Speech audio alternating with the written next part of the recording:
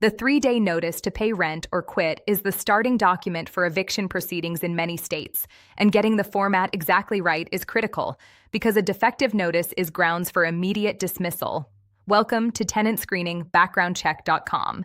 Here's how to use a 3-day notice to pay rent or quit correctly. Many states use a 3-day pay or quit notice to begin the non-payment eviction process, including California, Florida, Texas, Nevada, Oregon, and others.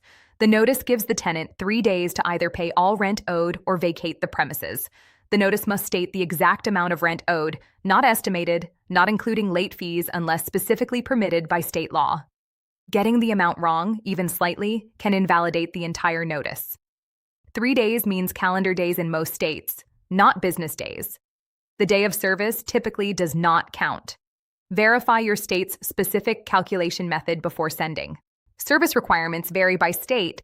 Personal delivery, substituted service, and posted service are common options, but not all methods are valid in all states. Use the service method that creates the strongest documentation. Our free 3-day notice to pay rent or quit is a general template. Always verify your state's specific required language before using. For the free-form and state-specific notice requirements, visit tenantscreeningbackgroundcheck.com.